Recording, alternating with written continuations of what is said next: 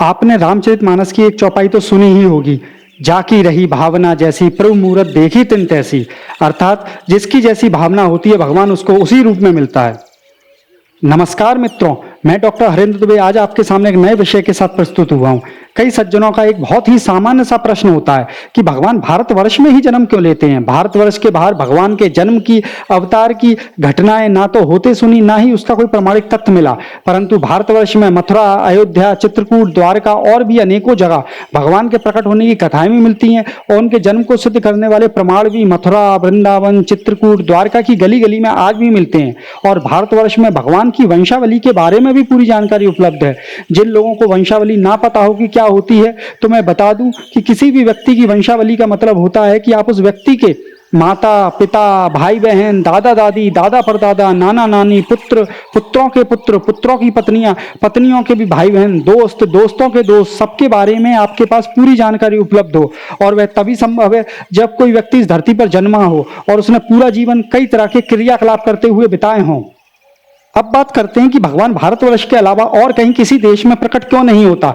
देखिए, भारतवर्ष के बाहर भगवान के लिए पहले से ही पूर्व निर्धारित नियम है। अगर किसी व्यक्ति ने उन नियमों के बाहर जाकर भगवान को जानने की कोशिश करी तो हो सकता है उस व्यक्ति को वो समाज दंडित करे। उनके यहाँ पर भगवान के लिए पहले से ही पूर्व निर्धारित नियम है। वो लोग भगवान को मानते हैं पर जानते नहीं हैं। वो मानते हैं कि भगवान का कोई रंग रूप आकार नहीं होता। तो जब एक पूरा समाज कहता है कि भगवान का कोई रंग रूप आकार नहीं होता है, तो सृष्टि के रचयिता को कोई भी बाध्यता भी नहीं होती कि उस देश में किसी भी रूप में प्रकट हो, क्योंकि भगवान भक्त को उसकी भक्ति के अनुरूप ही फल और दर्शन देता है। भगवत गीता में भगवान कृष्ण स्वयं कहते हैं, निराकार हूं मूलता, हूं मैं ही साकार, दर्शन देता भक्त को आस्था के अनुसार, मेरे रूप हजार।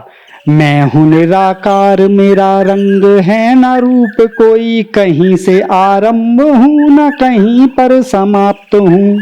नित्य हूं, अजन्मा हूं, शाश्वत मैं परा ब्रह्म, मुझ में व्याप्त सृष्टियां, मैं सृष्टियों में व्याप्त हूं। निजानंद लीन सर्वशक्तिमान, सीमाहीन, किसी के अधीन नहीं, निज में पर्याप्त हूँ। मैं अलख निरंजन हूँ, दुर्लभ असाध्य हूँ, पर भक्ति भरे नयनों को सहज ही मैं प्राप्त हूँ।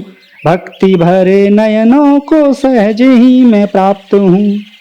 अब भारतवर्ष की बात करते हैं कि भगवान भारतवर्ष में ही जन्म क्यों लेते हैं, अवतार धारण क्यों करते हैं। तो इस बात को अगर मैं ठीक तरह से कहूं तो भारतवर्ष में भगवान स्वयं अपनी इच्छा से जन्म नहीं लेता है, बल्कि उसके भक्तों की प्रबल भक्ति भगवान को विवश कर देती है कि वो निराकार रूप से साकार रूप में परिवर्तित होकर इस धरती पर अवतार ले। कोई उसे पुत्र रूप में प्रेम करता है तो कोई मित्र रूप में उनसे सुदामा की तरह मित्रता का नाता जोड़ लेता है। कोई माता पिता तो कोई बंधु बांधव मानकर उनसे अपनी भक्ति का प्रगाढ़ नाता जोड़ लेता है। मात पिता सुत बंधु सखा कह जोड़े हैं लोग अनेकों नाते, बालक जान झुलाते हैं पलना, ठाकुर जान के भोग लगाते।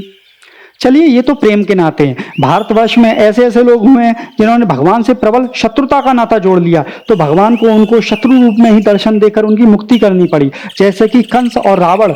मथुरा का शासक कंस इतना बलवान था कि उसे पता था कि उसे भगवान के अतिरिक्त इस धरती पर कोई मार नहीं सकता, तो भगवान को सोते जागते यमराज की तरह ही देखता था। तो अंत में उसे भगवान यमराज की तरह ही मिले, क्योंकि वो भगवान की शत्रु रूप में ही भक्ति करने लगा था।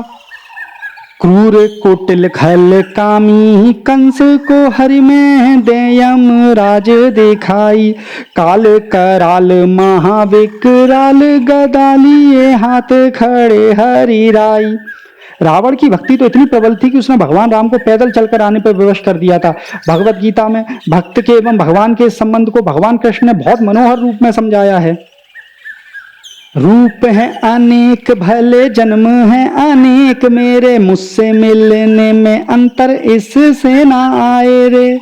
जो जैसा भाव लिए भजता है पार्थ, मुझे बदले में वही भाव मुझसे भी पाए रे। पूजा आराधना करे जो जिस रूप में, मेरा दर्शन उसी रूप में पाए रे। नदियों का नीर जैसे सिंधु में समाए, ऐसे मेरा भक्त अंततः मुझी में समाए रे। मेरा भक्त अंततः मुझी में समाए रे। यशोदा मैया ने भगवान के बाल रूप को प्राप्त करने के लिए कठोर तपस्या की थी, तो उस परमात्मा को बाल रूप में यशोदा मैया के यहाँ बालक रूप में आना ही पड़ा। रामायण के अनुसार शबरी ने कई सालों तक राम रूप की भक्ति करी एवं वो नित्य भगवान के भोजन के लिए बेर लाकर रखती थी, तो भगवान को कई वर्षों बाद विवश होकर उसके यहाँ बेर खाने आना ही पड़ा। भारतवर्ष की पवित्र भूमि में ही भक्ति की ऐसी शक्ति देखने को मिलती है, जहाँ प्रहलाद, ध्रुव, सूरदास, मीराबाई जैसे भक्त उस बिना आकार वाले ब्रह्म को भी साकार रूप धारण करने पर विवश कर देते हैं, जिन्हें कभी आप राम तो कभी कृष्ण, कभी नरसिंह तो कोई वराह अवतार कहकर संबोधित करते हैं। गोकुल के ग्वालों की निश्चल पवित्र भक्ति कभी उसे गोकुल का ग्वाला बनने पर विवश कर देती है, तो अर्जुन की धर्म के प्रति प्रगाढ़ भक्ति देखकर भगवान कृष्ण अर्जुन के सारथी तक बन गए थे। निराकार ब्रह्म से ना होते संतुष्ट, कई चाहते हैं देखना समीप अपने इष्ट को, मूर्तियों में मूर्तिमान हो के रहूं विद्यमान, देता हूं समाधान भक्त चित आतिथ्य को।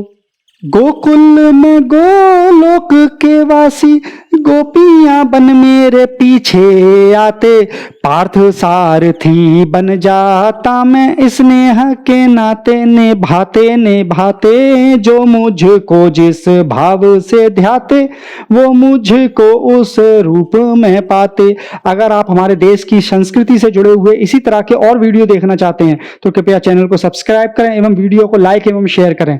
धन्यवाद। जय श्री कृष्ण।